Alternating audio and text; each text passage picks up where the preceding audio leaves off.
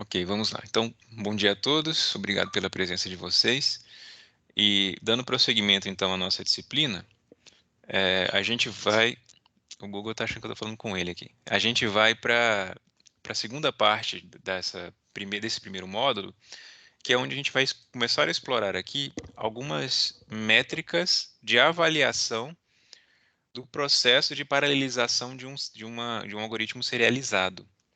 Então, para que você dê o passo de paralelização, você precisa também se preocupar em avaliar se esse processo de paralelização que foi realizado, ele realmente está valendo a pena, ele está alcançando resultados satisfatórios em comparação com a versão serializada desse mesmo programa. Para isto, existem algumas métricas, alguns valores que você pode utilizar como referência para fazer essa análise, né? É o que a gente vai chamar aqui no futuro de análise de escalabilidade. Ou seja, à medida que o número de processadores à minha disposição vai aumentando e eu vou adotando uma mesma estratégia em função desse crescente número de processadores, o desempenho que eu vou obtendo é satisfatório? Essas métricas que a gente vai apresentar hoje, elas serão justamente no sentido de você avaliar. é, claro, a gente vai fazer isso a partir de um modelo, né? Não a partir de um exemplo prático, né? Mas o modelo já te ajuda a ter uma noção dos limites exatamente que existem na hora de você realizar a paralelização. Porque você talvez possa pensar que quanto mais processadores à minha disposição, logo maior será a capacidade de processamento de um mesmo programa paralelizado. Ou seja, se eu tenho 8 processadores, ele vai ser 8 vezes mais rápido. Se eu tenho 128 processadores, ele vai ser 128 vezes mais rápido. Então, quanto mais melhor, eu sempre vou ter muita coisa à minha disposição. Mas não é bem assim que funciona, e essa é uma das ideias que a gente pretende mostrar hoje, que existem métricas para avaliar isso, e a partir de um modelo dessas métricas, a gente consegue justamente ter uma noção dos limites de acordo com o problema que eu estou tentando paralelizar. Então, a gente vai passar por elas e vai mostrar um exemplo aqui delas em funcionamento. Essa é a agenda para a aula de hoje. Bom, a gente começa pelo conceito de aceleração. Então, eu coloquei também o termo em inglês aqui, porque se dependendo do livro, o texto que você acessar, ele vai estar o termo lá em inglês. Então, speed up, né? Speed up, ou seja, a capacidade de aumentar a velocidade, a aceleração, que é usado para mensurar o quão mais rápido o seu algoritmo paralelo foi em relação à abordagem sequencial. Então, perceba que é sempre uma aceleração relativa. Vai ser sempre em comparação com o tempo de execução, então esse T aqui é de tempo de execução, da mesma versão do código, só que serializado. Então, T de 1 é justamente isso, né? É o quociente é o tempo de execução sobre um único processador. Enquanto que T de P é o tempo de execução sobre P processadores. Então, S, que é o meu speed up, minha aceleração, é a relação entre o tempo de processamento sobre 1 sobre o tempo de processamento sobre P processadores. Bom, essa relação ela tem um ótimo esperado, digamos assim, um ideal. Qual que seria o cenário ideal? I é o cenário ideal, que eles chamam de aceleração linear. Bom, por que esse aqui é o cenário atual? Desculpa, ideal. Porque ele teria uma relação linear entre a quantidade de núcleos à sua disposição de processamento e a aceleração obtida a partir dela. Então, por quê? Por quê?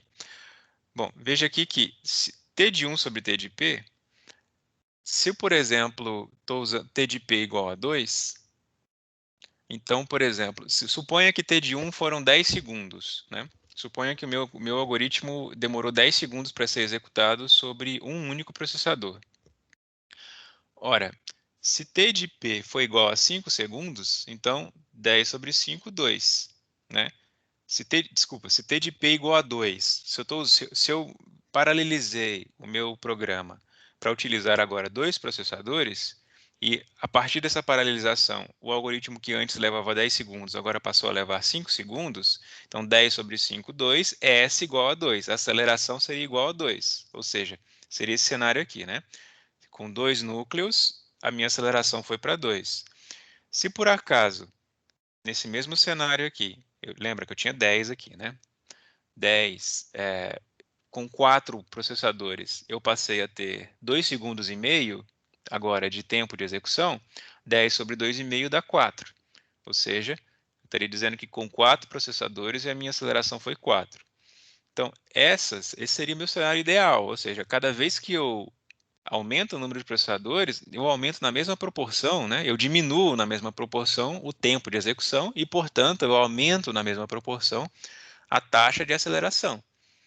Então, a ideia seria essa, ainda que, e esse digamos assim, é um baseline, é uma forma de você avaliar o quanto o seu programa paralelizado está realmente alcançando resultados satisfatórios. Ou seja, eu tenho essa linha como referência, e aí eu comparo a minha linha de aceleração com ela para saber o quão próximo eu estou de uma aceleração linear. Então, é claro que a tendência é que você esteja abaixo disso aqui, né? Mas o quão próximo você estiver disso o quão máximo você está realmente aproveitando do maior número de núcleos à sua disposição. Conseguiram entender isso daí, mesmo sem a minha tela cheia aqui? É. Tá, deixa eu tentar reforçar alguma coisa aqui. Talvez eu precise de mais recursos gráficos. Cadê meu lápis?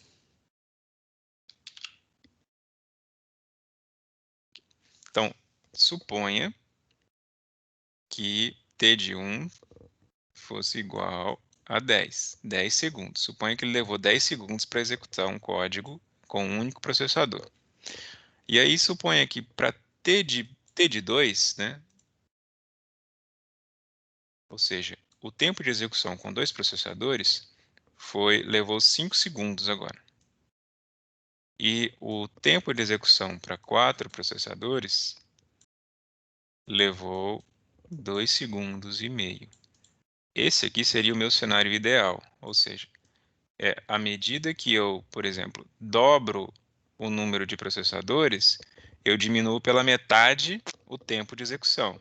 Então, ou seja, nessa relação entre o T de 1 e o T de P, por exemplo, se fosse T de 2, né? 10 sobre 5, 2. Então, T de 2, a aceleração para 2 núcleos seria 2. 10 sobre 2,5 dá 4. Então, a aceleração para 4 dá 4. Então, a ideia do gráfico é justamente mostrar que a relação ideal, o cenário ideal, seria uma comparação linear em função da quantidade de núcleos. Então, se eu tenho 16 núcleos à minha disposição, a aceleração obtida foi de 16. Em comparação com o quê? Com o tempo de execução que ele levou para um núcleo apenas. Então, eu estaria dizendo assim, com 16 núcleos, eu estou 16 vezes mais rápido na comparação do que com um único núcleo. Esse seria o meu cenário ideal. Ficou claro isso daí? Sim, ficou. Ok. Esse valor aqui de aceleração, ele serve como uma referência para os outros que a gente vai mencionar aqui também. Outros dois valores importantes de se avaliar também no processo de paralelização é o de custo e de eficiência.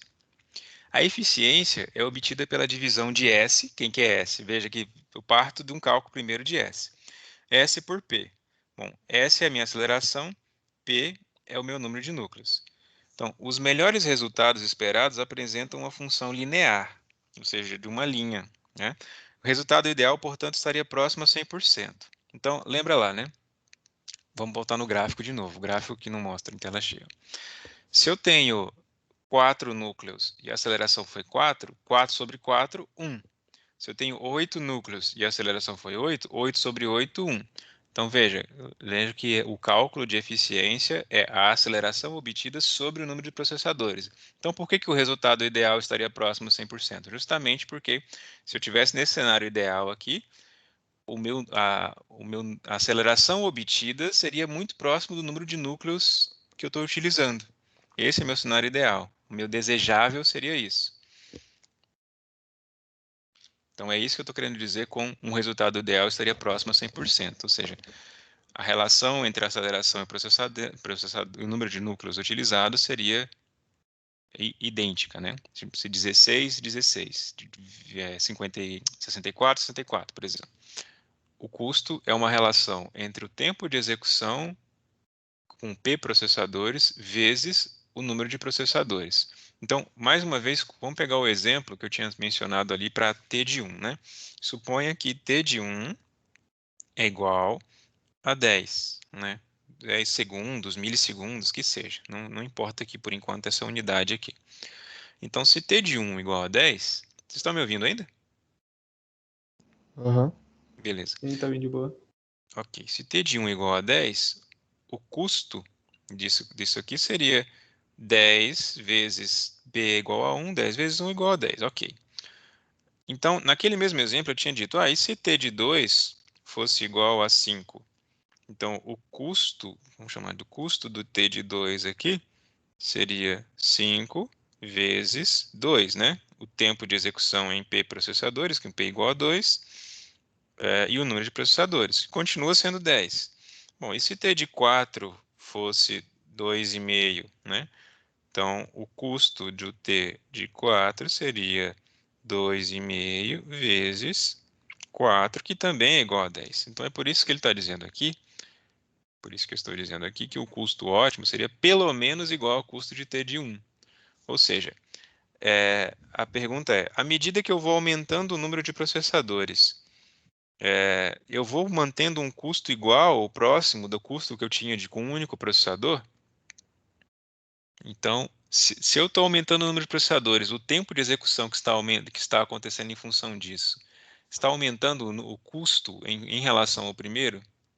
Então, qual que vai ser a relação disso para chegar nesse resultado final? A gente vai ver que tem a ver, por exemplo, com a quantidade de dados em função da necessidade de comunicação entre os processadores. Veremos mais adiante que, dependendo da quantidade de dados com que você está lidando, a carga necessária para transmitir esses dados entre os processadores muitas vezes vai incorrer num tempo de execução inviável em função do número de processadores.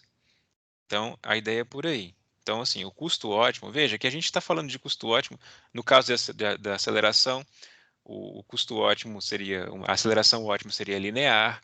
No caso de eficiência, né, nessa relação entre S sobre P, o resultado ideal seria próximo a 100%. E no caso de custo, né, o custo ótimo seria pelo menos igual a T de 1, ou seja, sempre comparando ao custo que se tinha de realizar isso com um único processador. Então, tudo isso aqui é sempre referência, é sempre relativo, né? Eu sempre estou lidando com essas informações de maneira relativa, justamente para avaliar se a paralelização vai valer a pena para uma determinada quantidade de dados. Então, temos aqui já 3 métricas diferentes. Vamos para a próxima. Deixa eu ver se eu não pulei. Ele trava naquele slide maldito lá, peraí. Bom, escalabilidade já é um conceito mais abrangente. Assim. Na verdade, ele é a reunião daquelas métricas que a gente acabou de falar, mas num cenário onde eu comparo isso para diferentes números de processadores. Então, até então, quando a gente estava falando daqueles... Peraí, deixa eu ocultar esse slide aqui, porque se eu tiver que voltar para lá, ele não vai travar de novo. Agora sim. Então, até então, quando a gente estava falando disso aqui, a gente estava falando, bom, por exemplo, eu paralelizei um código para uma arquitetura com 4 núcleos. Então, eu comparei o tempo de execução para T de 4 com T de 1 e tenho a aceleração para T de 4. Ok. Então, você tem uma informação para uma quantidade específica de núcleos. No caso de uma análise de escalabilidade, essa análise considera diferentes números de núcleos à sua disposição para que você avalie, por exemplo, qual que é o limite máximo que eu tenho de número de processadores onde eu conseguiria ainda um desempenho satisfatório, onde, passando disso, o custo já é muito alto, o tempo de processamento já não compensa, etc. Essa análise de escalabilidade, ela é dividida entre análise de escalabilidade forte ou fraca. Qual que é a diferença de uma para outra? No caso da análise de escalabilidade forte, veja que, para um determinado problema, eu não tenho só uma variação, eu não posso ter só uma variação de número de processadores à minha disposição. O problema também é dado em função do seu tamanho de entrada. Então, por exemplo, no caso lá da soma de vetores, né? A gente trabalhou lá com um problema de entrada n igual a 24 na aula passada. Então, a gente tinha 24 dividido para 8, 3 dados do vetor dividido para cada um dos 8 processadores. É claro que se eu tenho lá 2048 dados, o tempo de execução vai ser maior do que se fosse para 24 dados. Então, o tamanho da entrada também influencia no tempo de execução do meu problema. Então, quando você avalia tanto aceleração, quanto eficiência, quanto custo e outras coisas, você pode considerar que esse mesmo algoritmo que vai ser executado em diferentes números de processadores à sua disposição pode ser feito com um problema de entrada fixa, ou seja, esse tamanho de entrada não está mudando quando é executado sobre 1, sobre 2, sobre 4, sobre 8, sobre 16. Quando você considera que o tamanho da entrada vai variar junto com o número de processadores, então, por exemplo, dobrei o número de processadores e dobrei também o tamanho da entrada, a gente diz que essa é uma análise de escalabilidade fraca.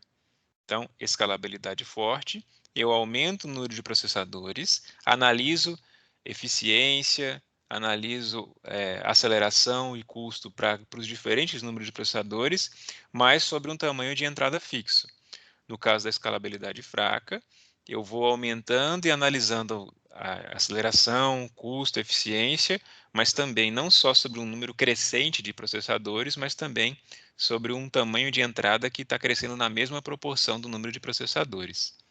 Certo? Então, isso aqui também faz diferença e a gente vai ver nos resultados gráficos, inclusive, que certas estratégias de paralisação elas vão fazer mais sentido quando o seu problema aumenta junto com o tamanho do número de processadores à sua disposição. Se o seu tamanho de problema é fixo, muitas vezes isso vai ter um limite ali máximo. Por enquanto, tudo bem até aqui? Alguém quer fazer alguma pergunta? Por enquanto, tudo bem. Ok, avançamos então.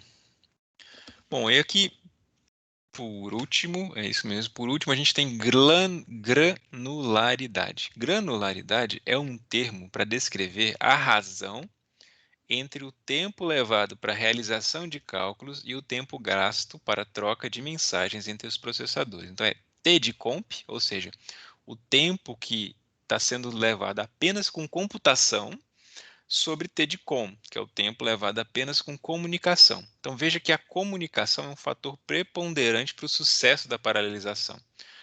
Então, qual que é o meu G ideal? Bom, se por acaso T de com é maior que T de comp, isso aqui vai dar menor do que 1. Né?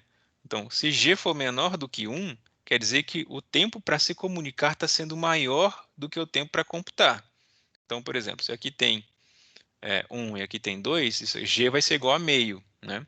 Então, meio menor do que 1. Então, quer dizer que eu estou levando muito mais tempo para comunicar do que para computar.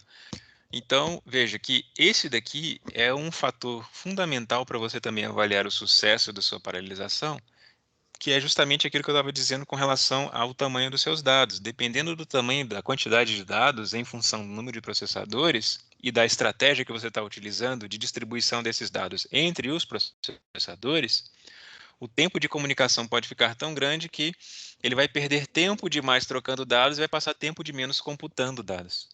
Então, gravem isso daqui que daqui a pouco a gente vai voltar também nesse conceito para avaliar um exemplo que a gente vai passar agora. Então, a gente vai trabalhar com um exemplo aqui agora, que é a soma de um vetor de n números de um vetor A. Então, basicamente, é só a somatória dos n vetores, né, dos n valores do vetor. Então, assim, você tem lá um vetor de 1, 2, 3, 4, 5, 6, 7, 8, 9, 10. A soma de A é 1 mais 2 mais 3 mais 4 mais 5, até lá. Então, é esse o problema simples que quer ser resolvido mediante paralelização. Então, para a gente trabalhar com esse exemplo aqui, que é a soma simples de um vetor, as nossas premissas serão as seguintes, para a gente avaliar e fazer a avaliação e fazer a análise de escalabilidade tanto forte quanto fraca. Primeiro, com relação à computação. Cada elemento de processamento, PE, né, Processing Element. Então, você vai ver core, núcleo, PE, tudo é sinônimo de, bom, núcleo de processamento, né? Os núcleos que você tem à sua disposição, os múltiplos núcleos à sua disposição. Então, com relação à computação, ele está dizendo que toda vez que ele vai somar dois números, ele leva uma unidade de tempo, certo? Seja lá qual for essa unidade de tempo, ele leva uma unidade de tempo para somar dois números. E que todas as vezes que uma unidade de processamento, um elemento de processamento, vai enviar dados de sua memória local para outro, ele vai levar 3 unidades de tempo. A outra premissa que deve ser assumida aqui nesse problema é que, no começo do programa, o primeiro deles, dos núcleos, ou seja, o PE número 0, vai conter o vetor inteiro, ou seja, quem vai começar com os dados em sua totalidade é o núcleo 0, e que o resultado da soma final desses n valores vai estar também em PE 0, ou seja, mesmo que você distribua isso aqui entre os outros, a soma final tem que voltar de volta aqui para o PE 0, na soma desses n valores. E outra premissa que vai ser assumida é que todos os núcleos de processamento podem ou computar, ou comunicar, ou estarem ansiosos. Isso quer dizer que não é possível sobrepor computação e comunicação nesta arquitetura. Isso quer dizer que, se um núcleo está computando dados, ele não está enviando dados. Ele só vai enviar depois de computar. Ele não consegue, ele em si, fazer nada em paralelo. Certo? Então, na verdade, ele está dizendo que todos eles, né? Ele está dizendo que, por exemplo, se um termina, ele não vai enviar enquanto todos os outros não terminarem suas somas. Então, eles todos estão sincronizados nesse ponto. Então, por que essas premissas são importantes? Justamente para você extrair delas, por exemplo, aqui, os tempos que ele vai levar para comunicar, para computar, e as estratégias de divisão entre os dados contidos desde o início em P0 para os demais. Então, a gente vai começar fazendo uma análise, primeiro, considerando P igual a 1. Lembra que a aceleração é relativa. Então, eu sempre vou considerar o meu tempo de execução para as próximas quantidades de processadores em comparação com o tempo de execução para um único processador. Então, se eu tenho n valores e eu vou somar esses n valores, e a gente já viu ele falando que, como premissa, a soma de dois valores vai levar sempre uma unidade de tempo, o t de 1 e n, ou seja, o tempo para um único processador e n valores, é igual a n menos 1. Por que n menos 1? Vamos lá, mais uma vez, não sei se ficou claro, mas é simples assim. Vamos fazer graficamente. Então, mais uma vez, tenho aqui o vetor, tem os valores, né? E aí ele vai somar uma vez, duas vezes, três vezes, quatro vezes, cinco vezes, né? Então ele vai somar esse mais esse, depois a soma desses mais esse, a soma desse mais esse, a soma desse mais esse, por aí vai. Então, para um vetor de 1, 2, 3, 4, 5, 6 posições, eu fiz 5 somas, né? Então, é por isso que ele vai levar t igual a n menos 1. Ele vai levar n unidades de segundo menos 1 de tempo para somar um vetor de n posições. Bom, a gente vai assumir que essa quantidade n de dados é sempre uma potência de 2. Né? Então, se eu vario o k aqui, por exemplo, se k igual a 0, é n igual a 1. Se k é igual a 1, n igual a 2. Se k é igual a 2, n igual a 4. Então, a gente está dizendo que, se a gente for variar em algum ponto, em algum momento, essa quantidade de n, né, o valor de entrada, essa variação será exponencial. Cada vez que eu fizer uma nova instância desse problema com um tamanho maior, esse tamanho será sempre uma potência de 2. 2 elevado a k. Ok, então já temos aqui o nosso tempo de execução de referência. Isso quer dizer que para n igual a 1024, por exemplo, t de 1 é igual a 1023. Correto? Estão me acompanhando aí? Sim. Então, 1023, que está aqui, é a minha referência. Agora é meu t de 1. Então, lembra lá que para você calcular a aceleração, é o t de 1 sobre o t de p. né? É a relação entre o tempo que eu levava com um com o tempo que agora eu estou levando com mais de um processador. Então vamos analisar como é que seria o comportamento desse mesmo algoritmo agora paralelizado sobre dois processadores. Então a estratégia aqui é a seguinte: o P é zero, lembra que os dados começam todos neles. E ele vai fazer uma distribuição de dados para dividir a tarefa entre os outros processadores. No caso aqui só tem mais um, são só dois, então ele envia metade do vetor para o PE número 1. Então, esse envio, lembra lá que ele leva 3 unidades de tempo. Está aqui. Ok, no passo 2, ambos os processadores agora estão com metade dos valores. Então, eles vão somar agora essas metades desses valores. Ora, se cada um está com metade do valor e a soma inteira levaria n menos 1, a soma de metade dos valores vai levar n sobre 2 menos 1. Então, eles vão levar n sobre 2 menos 1 unidade de tempo para poder somar cada um as suas metades do vetor que está dividido entre eles. Então, terminado esse processo, depois de n sobre 2 menos 1 unidade de tempo, cada um vai ter a somatória de suas metades. Mas não é isso que eu quero agora. Agora eu quero pegar essas somas intermediárias e agregá-las numa soma só. Isso quer dizer que o processador número 1 tem que enviar a sua soma parcial de volta para o zero, para que o zero possa somar tudo agora de uma vez só. Então é isso que ele faz. Ó. O P é 1, envia a sua soma parcial de volta para o P é 0. Espera aí, tem um erro aqui, né? Para o P é 0. Isso quer dizer que ele vai levar mais 3 unidades de tempo agora para comunicar seus dados para o PE 0. O PE 0 recebe e soma as duas somas parciais. Bom, a gente já sabe que soma leva uma unidade de tempo. É só dois valores, né? A soma de dois valores leva sempre uma unidade de tempo. Então, somando as duas somas parciais, uma unidade de tempo. Bom, sendo assim, o que a gente tem aqui, então, como tempo de execução para 2 e 1024, e 1024 valores, né? Para n igual a 1024, que é aqui o nosso exemplo. Então, seria 3 unidades de tempo, mais n sobre 2 menos 1 unidade de tempo, mais 3 de novo para devolver, mais 1 para somar as duas somas parciais. Então, isso daria, mais uma vez, para 1024 valores, 3 mais 511 mais 3 mais 1, 518. Então, a aceleração nesse cenário para t de 2 seria igual a 1.975. Então, lembra lá que o cenário, a aceleração ideal seria linear, né? Ou seja, o ideal seria, para t de 2, a aceleração igual a 2. Então, veja que a gente tem algo aqui muito próximo de 2. Um resultado satisfatório, considerando aquela métrica objetiva, né? Considerando aquele cenário ótimo que foi descrito, que é dobrei dobrei minha capacidade, dobrei também, diminui o meu tempo pela metade. Então, eu tinha 1023 segundos, né? Vamos chamar aqui unidades de tempo para t de 1, diminui quase que pela metade para t de 2. E para medir eficiência, mais uma vez, é aquela relação entre a aceleração obtida dividido pelo número de núcleos que eu estou utilizando. Então, lembra que a gente tinha falado, o ótimo era próximo de 100%. Então, ele conseguiu quase 99% aqui de eficiência quando ele paralelizou entre dois processadores.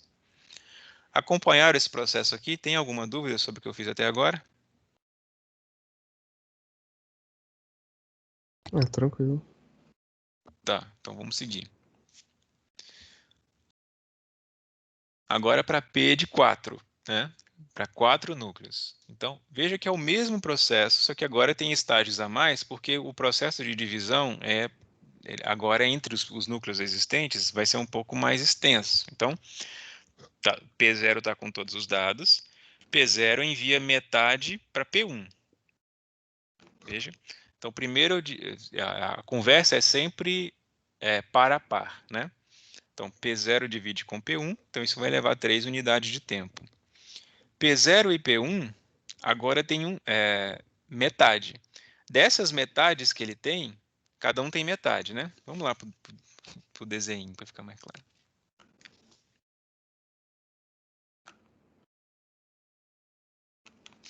Então você teria aqui, né? P0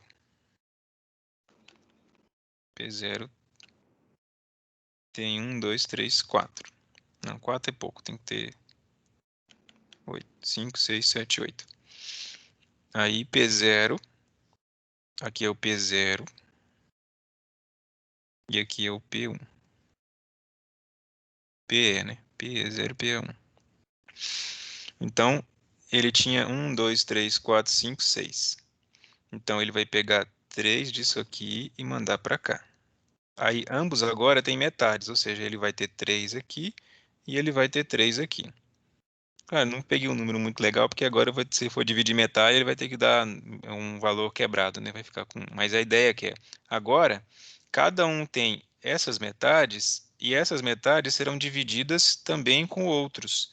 Então, ele pegaria metade disso e mandaria para PE número 2, e ele pegaria a metade disso e mandaria para PE número 3. Certo? Então, é esse processo que está sendo descrito aqui, para que fique claro.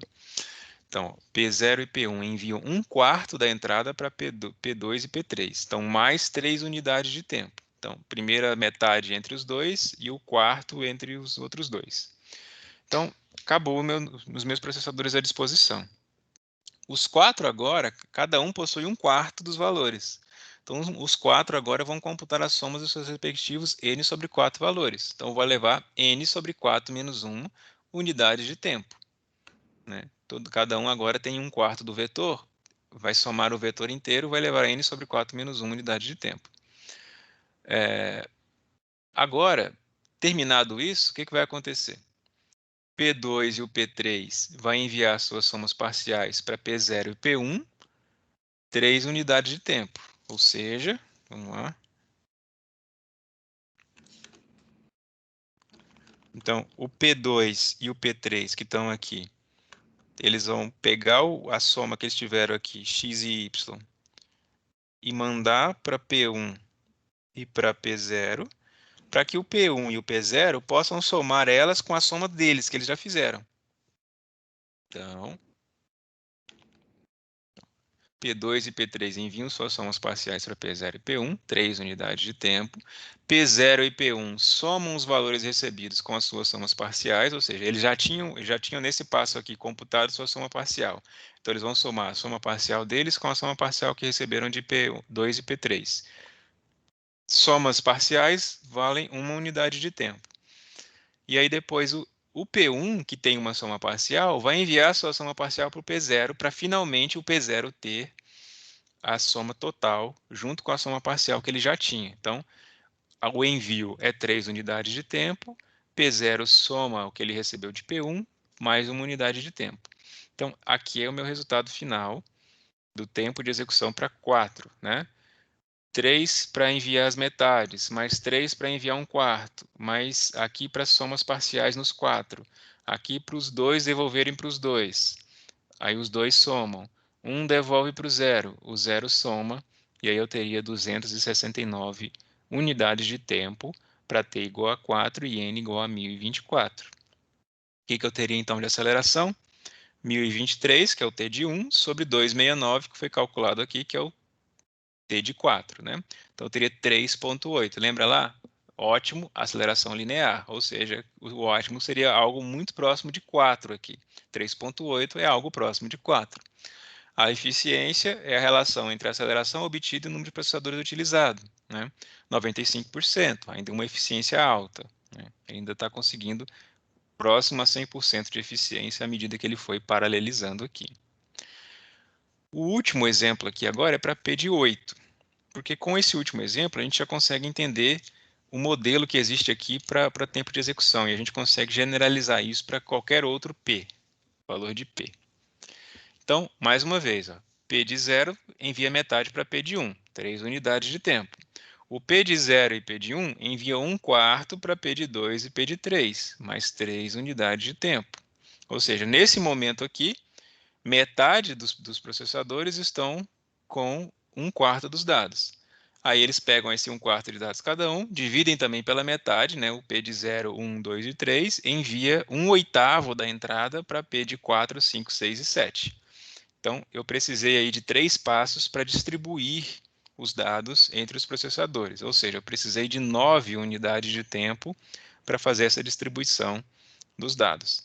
Então, aqui a gente já vai vendo uma diferença. Veja que aqui na distribuição de P de 4, eu precisei de 6 unidades de tempo para distribuição. Para P de 2, eu precisei só de 3. Então, já percebam aí a diferença. Beleza, agora todo mundo já tem os valores, os dados divididos igualmente entre eles. Então, nesse momento, cada um vai fazer a soma dos seus respectivos n sobre 8 valores, né? Cada um vai fazer a soma da oitava parte do vetor que está sob seu poder. Então, n sobre 8 menos 1 unidade de tempo vai ser levada para que se some esses n sobre 8 valores. Então, veja que esse passo aqui de soma intermediária é o passo que vai se beneficiando desse processo de paralelização. Nos passos anteriores, as somas, né, levavam n sobre 2, aqui já diminuiu n sobre 4, aqui já diminuiu n sobre 8. Né? Então, de fato, esse processo aqui de soma se beneficia disso. Mas veja que, enquanto tem alguma coisa aqui diminuindo, também tem um processo aqui aumentando, que é esse processo de comunicação. Então, olha, os 4 últimos processadores enviam suas somas parciais para os 4 primeiros, 3 unidades de tempo. Aí, eu tenho agora a necessidade de somar os valores com o que eu já tenho, 1 unidade de tempo, para depois mandar as minhas somas parciais para os outros dois. Né? P2 e P3 envia para P0 e P1. Envio 3 unidades de tempo. P0 e P1 soma o que recebeu com o que já tem, 1 unidade de tempo. P1 pega a sua soma parcial e envia para P0, 3 unidades de tempo. E P0 finalmente soma a sua soma parcial com a soma que ele acabou de receber de PE1, 1 unidade de tempo. Então, o resultado é esse, né? Tempo aqui para distribuir, né, entre todo mundo, 3 mais 3 mais 3. Tempo para todo mundo somar suas respectivas partes. E tempo para devolver, somar parcial. Devolver, somar parcial, devolver, somar parcial. No final das contas, para n igual a 1024 e t igual a 8, o resultado foi 148. Então, vamos para S, né? Aceleração, speed up. Então, lembra, 8 é o meu número de processadores nesse cenário aqui. O resultado da aceleração foi 6,91. Veja, já não tão perto assim de 8 como nos resultados anteriores, que estava perto de 4 e perto de 2. Então, veja que a eficiência também caiu um pouco, 86,37. Então, por que caiu? Né? Por que está caindo? Veja que a gente analisou aqui já de cara que, ok, vai melhorando sim, de fato, o tempo aqui para somar, mas também vai aumentando o tempo para distribuir os dados. Então, aqui a gente já vai observando isso pouco a pouco acontecendo nos resultados intermediários. Diante de tudo isso, é possível, a partir da observação do modelo aqui em função do número de processadores aumentando, a gente consegue extrair o tempo de execução para cada um dos eventos envolvidos naquele processo de paralelização que foi descrito. E aí, a partir disso, a gente consegue transformar isso, a equação do tempo de execução, numa fórmula, onde, a partir dessa fórmula, a gente consegue variar o número de processadores e, a partir disso, também verificar o tempo de execução para várias outras quantidades de processadores. Bom, o que eu quero dizer com isso? Primeiro, a nossa forma geral considera que o número de processadores aumenta exponencialmente. Então, viu que a gente começou com 1, depois foi para 2, para 4 e para 8. Então, geralmente é um modelo que a gente utiliza mesmo. Cada vez que aumenta o número de processadores, aumenta sempre em uma quantidade exponencial, né? Geralmente em base 2. E a gente já tinha dito que o nosso n também vai aumentar exponencialmente. A diferença aqui é que a gente está chamando a potência de 2 do número de processadores de Q, né? O expoente aqui vai ser Q, e o expoente de n vai ser K. Ok, mas o que K e Q tem a ver? Veja que ele está dizendo aqui que o tempo para distribuição de dados pode ser dado por 3 vezes Q. Bom, como assim? Se a gente olhar aqui, ó, o que é o tempo de distribuição? É o tempo que leva do P0, no momento em que P0 tem tudo, até o momento que todos os outros à disposição têm a divisão exata igual de tudo que P0 antes tinha. É o tempo para distribuir os dados. Veja que não é nem o tempo ainda de processar, é só para distribuir. Então, aqui no P2, esse tempo foi 3. Aqui no P4, esse tempo foi 3 mais 3. E aqui no P8, esse tempo foi 3 mais 3 mais 3. Então, veja que esse tempo de distribuição aqui está aumentando em função, sim, do aumento do número de processadores. Mas está aumentando em função do valor da potência equivalente ao aumento de processadores. Então, o que é 2? 2 é 2 elevado a 1.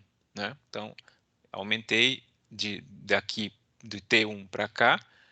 T1 é 2 elevado a 0, T2 é 2 elevado a 1. Então, ele está dizendo lá que é 3 vezes Q. Lembra que Q é o expoente do fator de multiplicação, de aumento do número de processadores.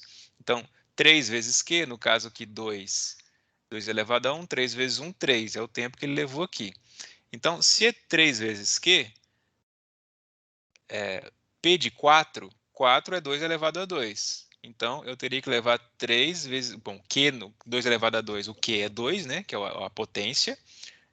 3 vezes 2, 6, que é justamente 3 mais 3. Então, para T de 4, eu estou levando sempre 2 passos aqui para poder fazer a distribuição. Para T de 8, ele levou 3 passos, né? 8 é 2 elevado a 3, então 3 mais 3 mais 3. Então veja que o tempo de distribuição está aumentando em função do expoente aqui de aumento do número de processadores. Então está aumentando numa função, num expoente logaritmo à base 2, né? Então se eu pego lá T de 8, P de 8, se eu faço log 2 de 8, dá 3, né? Que é justamente 2 elevado ao cubo, que daria 8. Então, 3 vezes Q é o tempo à distribuição, onde Q é o expoente que me demonstra qual que é o número de processadores. Então, se Q é igual a 3, 2 ao cubo é 8. Então, para P igual a 8, eu estou fazendo 3 vezes 8, 24. Desculpa, 3 vezes 3, né? Estou fazendo 3 vezes 3, né? Se Q igual a 3, 2 elevado a 3 igual a 8. Então, para P igual a 8, é 3 vezes 3 unidades de tempo para poder distribuir os dados, que é justamente esse caso, 3 mais 3 mais 3. Para a soma local, é sempre n sobre p menos 1. A gente estava vendo lá.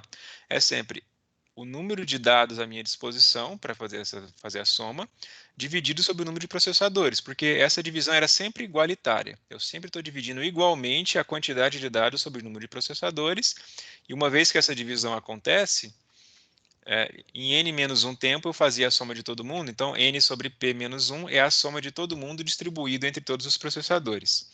Então, ele transforma isso aqui, n sobre p, em 2k menos q menos 1, porque se n é igual a 2k e p é igual a 2q, 2k sobre 2q é igual a 2k menos q. Né? É aquela regra matemática que vocês devem estar familiarizados. Né? Quando você faz divisão de potências, né? Quando fazemos divisão de potências, 2k sobre 2q é igual a 2k menos q. É isso? Então, só para recapitular aí. Então, é por isso que ele resumiu nisto. Né? 2k menos q menos 1 é o tempo que ele vai levar para a soma local. Então, se você vai variando, lembra lá que a gente vai fazer uma análise de escalabilidade em função da variação do número de processadores à sua disposição. Então, o número de processadores varia exponencialmente, 2 ao cubo, 2 à quarta, 2 à quinta, ou seja, você vai ter uma variação. Você vai ter uma variação aqui de Q, onde Q, a variação de Q vai determinar o número de processadores, e você pode ou não ter uma variação aqui de K. Por que pode ou não? Bom, se K não varia, N não varia. Se N não varia, lembra lá que é uma análise de escalabilidade forte ou fraca. Agora eu até esqueci. Qual que é a forte? A forte é de tamanho fixo, isso. Então, se K não varia, N não varia. Se eu não estou variando K, quer dizer que eu estou fazendo uma análise de escalabilidade forte, ou seja, eu só estou aumentando o número de processadores à minha disposição. Não estou aumentando o tamanho de dados. Agora, se K varia com Q, os dois juntos. Se à medida que eu aumento o número de processadores, eu também aumento meus dados, aí essa análise de escalabilidade é fraca. Bom, a gente viu também lá naquela análise do tempo de execução para diferentes processadores que para agregar os resultados parciais é o mesmo tempo que ele leva para distribuir. A gente viu aqui, né? Ó, distribuir, agregar, né? Distribuir 3 e 3, agregar 3 e 3. Isso aqui faz parte da soma, né? Então está separado ainda. Então distribuir 3 e 3, agregar 3 e 3. Distribuir 3, 3, 3, agregar 3, 3, 3. Então distribuir, depois eu vou devolvendo as somas parciais que foram feitas. Então, para agregar resultados parciais, ainda é 3 vezes Q também. Também é 3 vezes Q.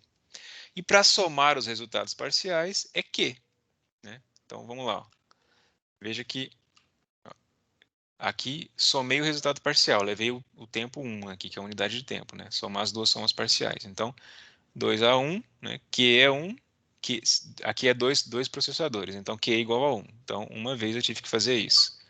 Aqui são 2 elevado a 2, né? Então, 2 processadores. Duas vezes eu tive que fazer essas somas parciais.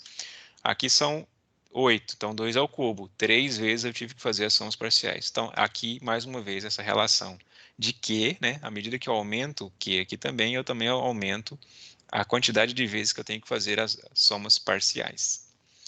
Ok, dito isso, o T de P e N, ou seja, o tempo em função do número de processadores à quantidade de dados, que é a mesma coisa que dizer que é T de 2 elevado a Q e 2 elevado a K, porque P é igual a 2Q e N é igual a 2K, é igual a justamente a somatória disso aqui tudo. Né? 3Q mais 2K menos Q menos 1, mais 3Q mais Q. Eu somo os iguais aqui, 3Q mais 3Q mais Q dá 7Q. Então, o T de 2Q e 2K é igual a 2K menos Q menos 1 mais TQ. Desculpa, mais 7Q. Ou seja, essa formulinha aqui me dá agora o tempo de execução para qualquer que seja P e N. Portanto, agora eu consigo fazer uma análise de escalabilidade variando aqui o tamanho de P. Eu vou variando aqui a quantidade de processadores de maneira exponencial, variando o valor de Q, e eu posso também variar a quantidade de dados, variando o valor de K. Variando Q e K, eu tenho diferentes números de processadores para diferentes também tamanhos de dados, se eu quiser. Então, por enquanto, a gente vai fazer essa análise sem variar o tamanho de dados, sem variar a quantidade de entrada de dados. A quantidade vai ser fixa. O que vai variar é a quantidade de processadores. Então, a gente vai variar esse Q, vai fixar esse K aqui, e aí a gente vai ver o tempo de execução que ele vai levar para diferentes processadores. Então, vamos lá. Esses aqui são os gráficos obtidos dessa análise. Vamos começar pelo gráfico de tempo de execução. Agora você funcionou, né, miserável? Então, o que é esse gráfico aqui? Veja que o nosso T de 1, que a gente tinha analisado lá no começo, era 1023, né? Então, justamente aqui, ó, 1023 é o meu T de 1. E aí, o meu T de 2 deu 500 e alguma coisa. Então, esse gráfico aqui nada mais é do que a plotagem daqueles valores que a gente foi fazendo lá agorinha, né? Então, são aqueles mesmos valores obtidos ali mais cedo. Então, o que a gente percebe de cara aqui desse gráfico? Que, de fato, veja que ele vai conseguindo uma diminuição de tempo considerável à medida que ele vai dobrando a capacidade de processamento, né, o número de núcleos à sua disposição. Mas o que mais a gente vai conseguindo perceber depois? Que essa queda ela vai se tornando cada vez menor. Inclusive, se você ver, talvez aqui, deixa eu ver se dá para dar um zoom aqui. Você percebe, inclusive, uma inclinaçãozinha aqui dessa quantidade para essa. Então, a gente consegue perceber duas coisas aqui, né? Justamente, uma queda vertiginosa de tempo de execução para até 32 núcleos aqui, e depois uma estabilidade no tempo de execução, inclusive um ligeiro aumento no tempo quando se dobra de 256 para 512 aqui. Então, o que essa análise de imediato aqui de tempo de execução já nos mostra? Uma tendência, né? Uma tendência de que foi chegando num limite aqui do que poderia ser melhorado em tempo de execução para tamanhos maiores de quantidade de núcleos. Certo? A gente vai ver essa tendência se refletindo em outros resultados também. Por enquanto é apenas tempo de execução. Então, o próximo. com relação ao custo, né? Lembra lá do custo? Custo, olha, se eu vou aumentando o número de processadores, eu quero um custo sempre parecido com o custo que eu tinha de usar um único processador. Então, a gente tinha visto lá que o custo ótimo era sempre próximo do custo de 1, né? Então, se eu dobro, se eu diminuo, se eu dobro o tempo, eu tenho que diminuir na mesma proporção. Desculpa, se eu aumento o número de processadores, eu tenho que diminuir na mesma proporção o tempo de execução. Então, você perceba que, de fato, aqui, mais uma vez, né, até 16, aqui eu tinha ainda algo muito próximo do tempo, do custo que eu tinha com um único processador, né? E aí, mais uma vez, à medida que isso foi aumentando, veja que o custo foi aumentando, né? Então, para 512, o custo foi lá em cima. Tem um outro gráfico que eu fiz que mostra também a relação de quantas vezes esse custo foi aumentando. Aqui está uma relação absoluta, né? Não está uma... Claro, está uma relação com o custo que ele tinha para... Não está uma comparação com o custo de 1. Tem um outro gráfico que eu fiz que tem uma relação com quantas vezes isso vai aumentando em comparação com o custo para 1. Mas aqui, mais uma vez, a gente vê que esse custo vai se mantendo quase que estável aqui para até 16 núcleos, e depois ele vai aumentando consideravelmente quando eu vou aumentando o número de processadores à minha disposição.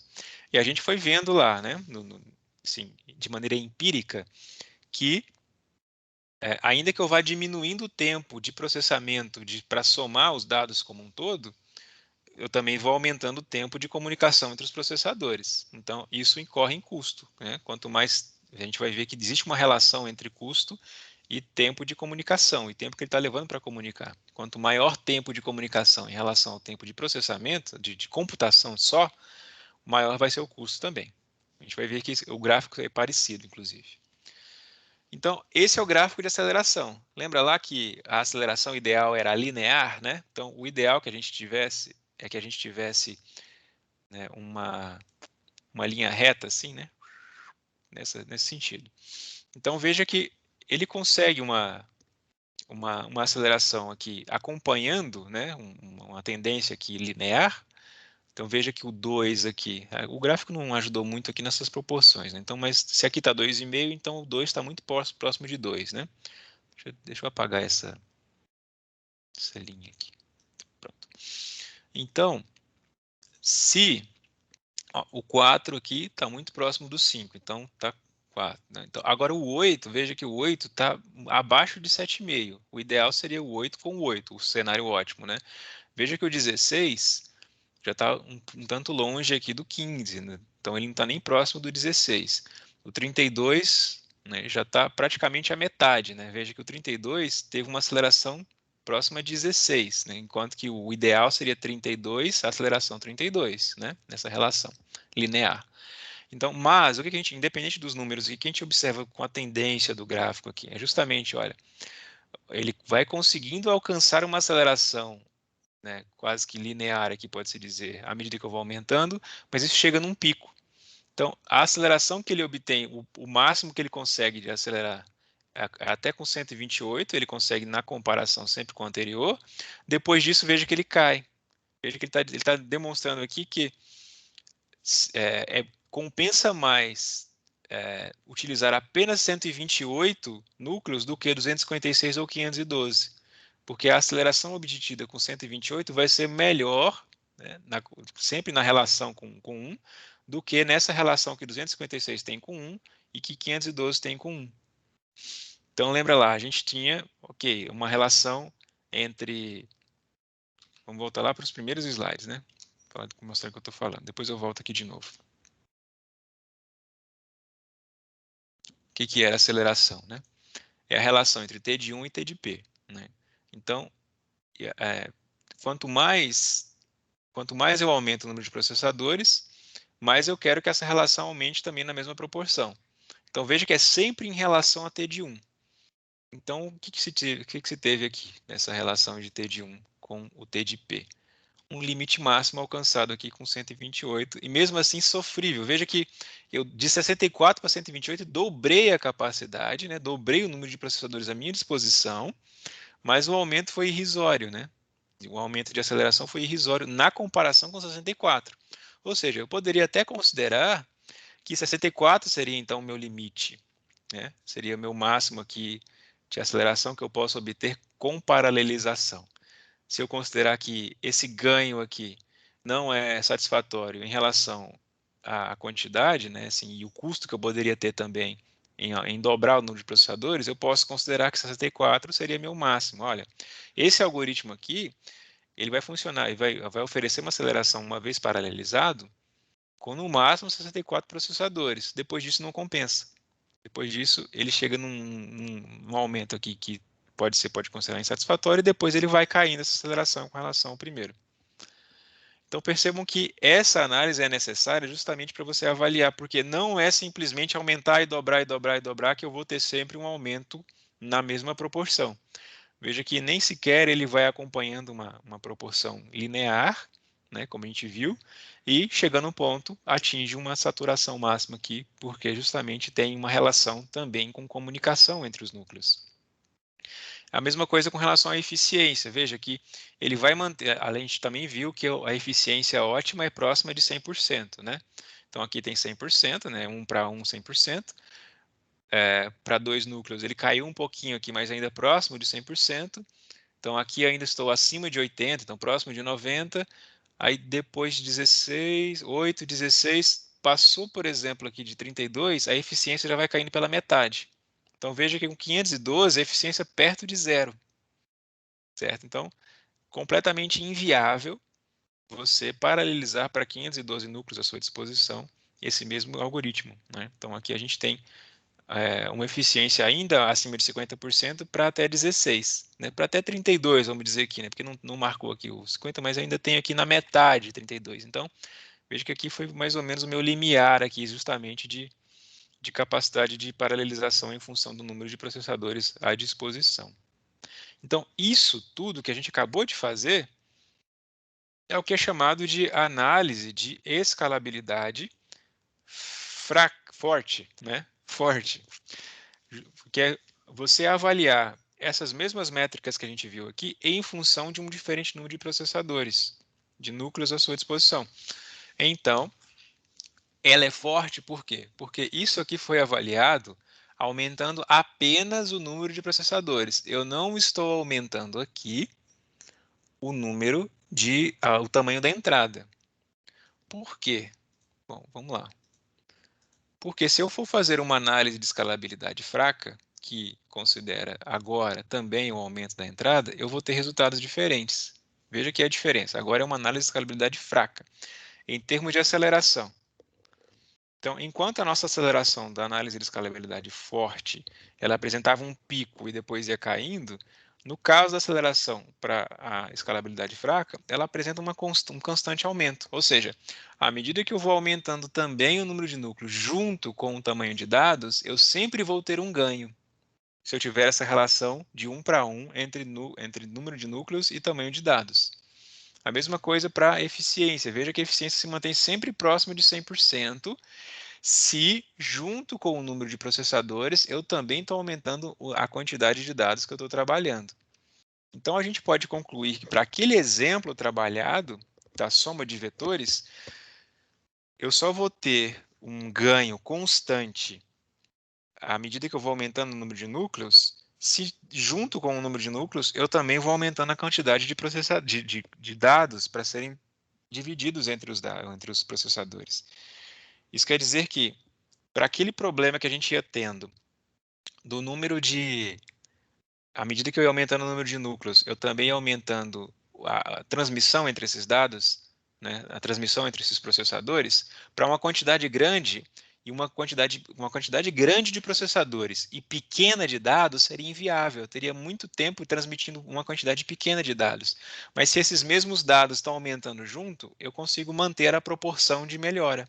E aí o gráfico está mostrando isso. Então, esse gráfico é obtido nada mais, nada menos do que mediante a variação também de Q aqui. Então, esses outros gráficos eles foram feitos para n igual a 1024. Então, se n igual a 1024, K igual a 10, né? 2 elevado a 10, 1024. Então, foi sempre feito com K igual a 10, a escalabilidade forte, né?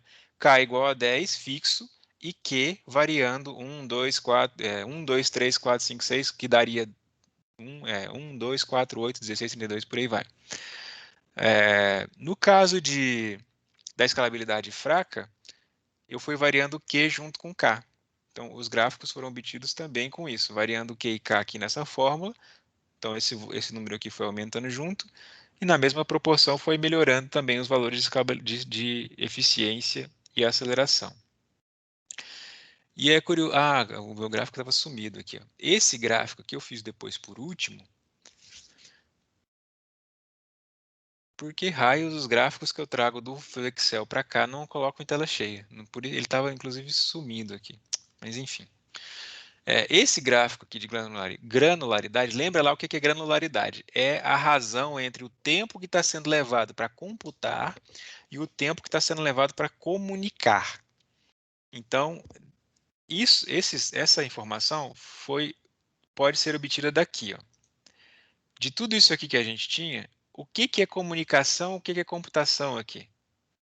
Então, isso aqui é comunicação, isso aqui é comunicação. Então, 6Q é comunicação, né? Isso aqui é computação, isso aqui é computação.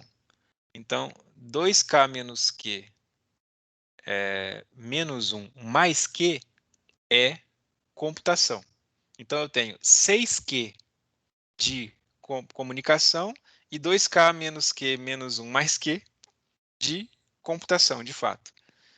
Então, essa relação foi a partir dessas informações que eu consegui fazer esse gráfico aqui, de granularidade, pegando o que era tempo só de transmissão de dados, né, de distribuição, de agregação desses dados, e o tempo que ele levava de fato computando.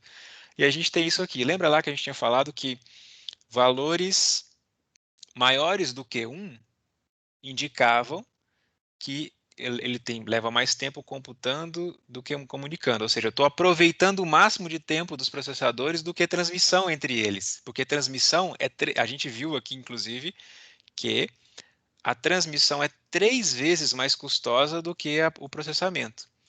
Ele leva 3 vezes mais tempo transmitindo do que processando. Portanto, se ele passa mais tempo transmitindo, ele vai levar mais tempo para fazer o processo todo, a tarefa toda. Não sei se está ficando claro isso para vocês. Se não tiver, perguntem aí. Então, quanto maior o tempo de comunicação, maior a capacidade de aproveitamento do número de processadores. Então, veja que essa relação entre tempo de computação e comunicação ela vai só caindo à medida que eu vou aumentando o número de processadores. Então, veja que para 8 ele ainda está próximo de 10. 10 é maior do que 1, então ainda estou tendo muito tempo, ainda estou aproveitando melhor o tempo de computação do que em comunicação. Então veja que para 16, 32 já está muito perto de zero. Se eu passo o mouse aqui, inclusive, eu consigo ver o valor. Está lá, 1.03. Porque eu estou no limite. Para 64, 0.41. Está vendo? Já estou abaixo de zero. Ou seja, a partir de 64, eu já estou levando muito mais tempo comunicando do que processando. 128, 0.16.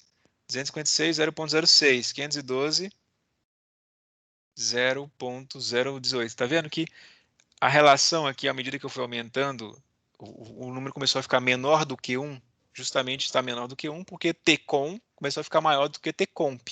Ele passou a começar a gastar muito mais tempo comunicando do que computando. E o tempo de comunicação é mais custoso mesmo, né? Aqui no nosso modelo e também no modelo real, no exemplo real que a gente está mencionando. Então, se a gente olhar, por exemplo, o gráfico do custo aqui, ó, veja que é o inverso, né? Veja que o gráfico do custo é praticamente o inverso do gráfico de granularidade, né? Então, quanto maior a relação de granularidade, menor o custo obtido. E quanto menor a granularidade, maior o custo do número de processadores, né? da paralelização. Bom, o que temos aqui então para finalizar? As conclusões que a gente pode tirar então de todo esse exemplo, de todas essas demonstrações. Que a aceleração depende do número de unidades de computação e da granularidade para entrada de tamanho fixo. A aceleração depende do número de unidades e da granularidade para entrada de tamanho fixo. Isso quer dizer que quando eu tenho um tamanho fixo, eu vou ter lá uma dependência do número de unidades e da granularidade, ou seja, aumenta a unidade de computação, vai melhorando a aceleração, Mas, se aumentar a granularidade em função de um tamanho fixo, essa aceleração vai alcançar um máximo ali possível e daí vai só caindo. A gente viu lá para 64, 128, ele atinge o máximo e depois a aceleração vai caindo. Então, ela aumenta até um máximo local, foi o que a gente viu, e diminui para grandes quantidades de unidades de elementos de processamento. O nosso máximo local lá, se não me engano, foi 64, né? Aqui, né? No máximo local, na verdade, foi 128. 64 foi aquele comentário que a gente fez que talvez você pudesse até avaliar que esse ganho aqui daqui para cá não fosse nem sequer satisfatório para se aumentar, né?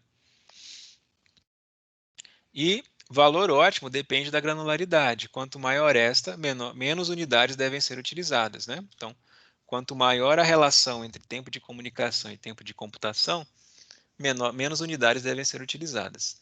E que a eficiência da paralelização depende da quantidade de IPS e da granularidade para entrada de tamanho fixo, enquanto que para entrada de tamanhos variáveis, eu consigo sempre manter essa boa relação. Aumentou o número de processadores junto com o tamanho dos dados, então eu vou conseguir manter também uma melhora sempre na capacidade no tempo de processamento dessas versões paralelizadas sobre novas quantidades de processadores. E aí, alguma dúvida até aqui? Deu pra entender bem, até.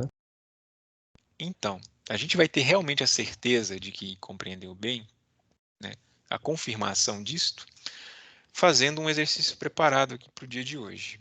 Deixa eu colocar ele aqui na tela. Isso, já está aqui, inclusive. Essa lista não deve estar no AVA ainda, mas já vou colocar. E ela pede para você fazer uma análise da aceleração e da eficiência daquele mesmo algoritmo que foi apresentado na aula 2, só que agora você vai utilizar n igual a 2048. Veja, lá a gente usou n igual a 1024, né?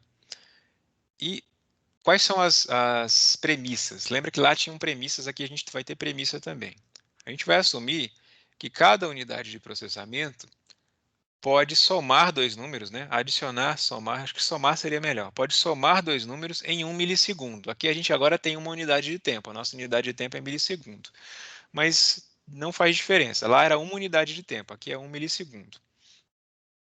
A diferença está aqui agora na nossa capacidade de transmissão entre transferência das memórias dos processadores.